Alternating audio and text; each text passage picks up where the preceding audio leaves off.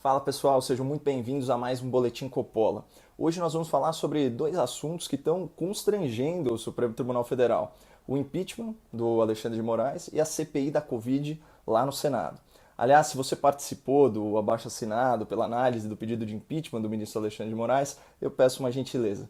Por favor, pause esse vídeo e compartilhe. Vamos espalhar esse conteúdo para todos os 2.675.000 signatários do abaixo-assinado, porque nós nunca estivemos tão perto de chegar ao nosso objetivo. E a grande ironia, né, é que o maior responsável por isso é o próprio STF. Por isso eu insisto, compartilhe esse vídeo, informe as suas redes, os seus amigos, a sua família sobre a reviravolta que eu vou comentar aqui com vocês. Bom, vamos analisar os fatos na ordem em que eles aconteceram.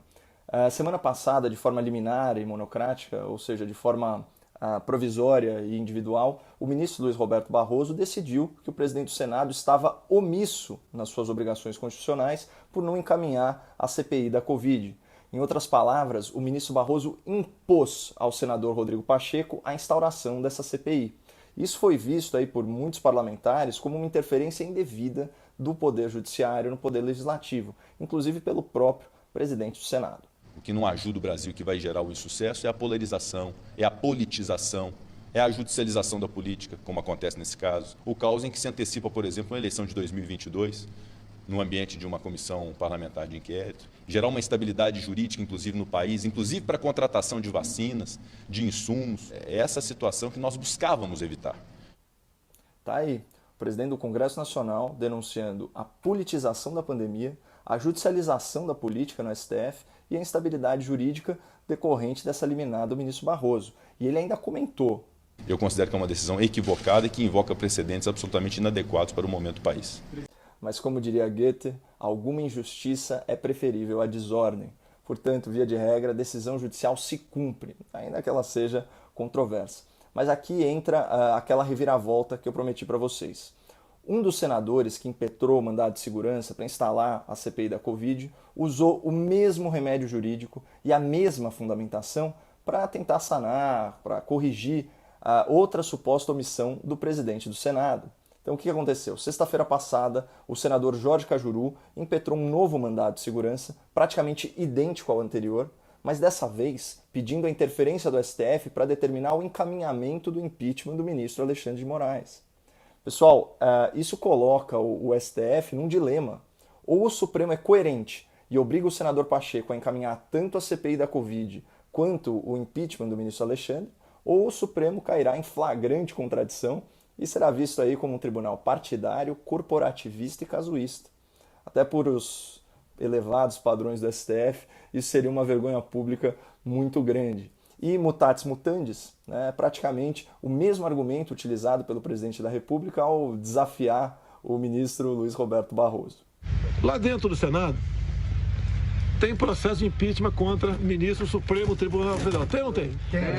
Eu quero saber se o Barroso vai ter coragem moral de mandar instalar essa CPI, esse processo de impeachment também. Pelo que me parece, falta coragem moral para o Barroso e sobra ativismo judicial. Já que nós falamos no presidente Bolsonaro, não dá para ignorar a polêmica ligação telefônica entre ele e o senador Jorge Cajuru. Quem acompanha o meu trabalho sabe que eu sou totalmente avesso à publicação de conversas privadas sem a devida autorização das partes. Mas aqui a gente tem um conflito de versões. O senador afirma que houve mútuo consentimento nessa divulgação e o presidente nega. De qualquer forma, a conversa foi confirmada por ambos, né, e já se tornou um fato de domínio público. Por isso, eu me sinto à vontade para reproduzir trechos desse diálogo que dizem respeito ao tema desse vídeo. E, obviamente, por se tratar de uma conversa muito longa, eu fiz uma pequena edição respeitando a ordem e o contexto das falas. Na real, a sequência que eu selecionei tem só um corte que eu vou sinalizar para vocês. Mas antes, eu quero chamar a atenção para dois aspectos desse áudio. Primeiro, o presidente Bolsonaro se manifesta favoravelmente à ampliação da CPI da Covid para que ela também apure a conduta de estados e municípios na pandemia. E segundo aspecto relevante, pela primeira vez nós temos acesso à opinião pessoal do presidente da República sobre o encaminhamento do impeachment do ministro do STF no Senado. Vejam aqui. Você tem que fazer de um limão limonada. Por enquanto, é o limão que está aí. Está para ser uma limonada. Pô, eu acho que você já fez alguma coisa, tem que peticionar o Supremo para botar em pauta o impeachment também. E o que eu fiz? O senhor não viu o que eu fiz, não? Parece que você fez. Você fez para investigar quem? O Alexandre de Moraes, velho. Tudo bem.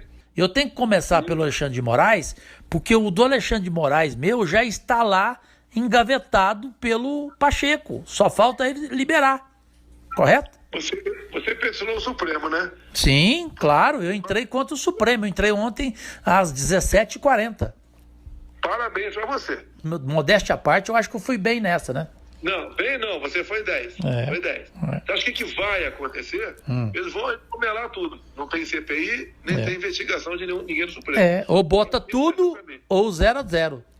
Eu sou a favor de botar tudo para frente. Claro. Vamos pro pau, ué. Falando em ir pro pau, vamos analisar o aspecto judicial dessa pauta e a sinuca de bico jurídica na qual o STF se meteu. Como eu já disse, o mandado de segurança pela análise do impeachment tem praticamente os mesmos fundamentos, a mesma causa de pedir e o mesmo pleito da peça que resultou na CPI da Covid. Bom, até as partes são as mesmas, né? E por força das normas processuais, de conexão e de prevenção, o novo mandado de segurança deveria ter sido distribuído para o mesmo relator, o ministro Luiz Roberto Barroso. Mas um tribunal que sapateia na Constituição não vai dar muita bola para o Código de Processo e para o regimento interno. Por isso, houve sorteio e o mandado de segurança número 37.832 acabou no colo do ministro Nunes Marques, o que deixou muita gente de cabelo em pé. Vejam essa notícia que eu separei para vocês, veiculada pela Rede Bandeirantes e publicada no UOL do Grupo Folha.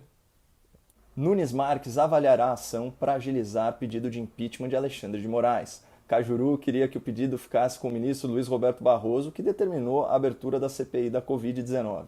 Mas a relatoria foi sorteada para Nunes Marques, único ministro indicado ao Supremo pelo presidente Bolsonaro. Bom, feito esse registro, eu queria voltar para o direito e chamar a atenção de vocês por um argumento muito contundente a favor do encaminhamento do impeachment do Alexandre de Moraes lá no Senado. Esse mandado de segurança é assinado pelo advogado Dr. Paulo Faria. Ele sustenta que, ao contrário do que se pratica hoje em dia no Congresso Nacional, a admissão e a análise do impeachment de um ministro do STF compete exclusivamente ao Senado e não ao presidente do Senado. E por mais que os usos e costumes no Congresso prestigiem o juízo político, o juízo de conveniência, de oportunidade para instaurar as comissões, juridicamente o argumento do advogado é plausível. Porque vejam o que diz a letra da lei. Constituição Federal, artigo 52, inciso 2. Compete privativamente ao Senado Federal processar e julgar os ministros do Supremo Tribunal Federal nos crimes de responsabilidade. E o regimento interno do Senado é ainda mais claro no seu artigo 380. Para julgamento dos crimes de responsabilidade, obedecer-se-ão as seguintes normas. Recebida pela mesa do Senado a denúncia do crime, será o documento lido no período do expediente da sessão seguinte. Na mesma sessão em que se fizer a leitura, será eleita comissão. Lembrando que o nosso abaixo-assinado pela análise do impeachment do ministro Alexandre de Moraes peticiona que senadores investigados ou processados no âmbito do STF não sejam eleitos para essa comissão especial. Isso para garantir maior imparcialidade do processo. Mas enfim, percebam que as normas da Constituição e do regimento interno sequer mencionam a figura do presidente do Senado no trâmite de um impeachment de um ministro do Supremo. Portanto, a omissão do senador Rodrigo Pacheco, nesse caso, é gravíssima e pode, inclusive, configurar obstrução aos trabalhos legislativos e ao devido processo legal. É coisa séria. E aqui eu me endereço diretamente ao presidente do Senado. O senhor não percebe que quanto maior for a sua covardia política, maior será a interferência do STF no legislativo? Reaja, senador. Paute o impeachment do ministro Alexandre de Moraes, alegando as mesmas razões que fundamentaram a decisão liminar do ministro Barroso sobre a CPI da Covid. Aliás, numa sinalização muito clara de afobação, até de desespero, o julgamento do plenário do STF sobre a instalação da CPI foi antecipado para essa quarta-feira. E fica a dúvida, será que os Supremos vão confirmar a interferência no Senado? O que daria aí força jurídica e força política para o impeachment do ministro Alexandre de Moraes? Ou será que o tribunal vai fazer uma retirada estratégica voltando para o seu quadrado constitucional? Bom, assim que os acontecimentos se desenrolarem, eu volto a falar com vocês. Mas enquanto isso, por favor, compartilhem o vídeo para nós atualizarmos as pessoas que participaram do nosso abaixo-assinado e para que todos testemunhem mais um episódio da politização do STF. Aliás, uma politização que foi denunciada tanto pelo presidente do Congresso quanto pelo presidente da República. Parece que entre os poderes da democracia, só a grande imprensa permanece mansa e silenciosa sobre esse flagrante desequilíbrio, né, nas forças das instituições brasileiras. Mas enfim, muito obrigado por compartilharem o vídeo, não percam a esperança no Brasil e fiquem com Deus.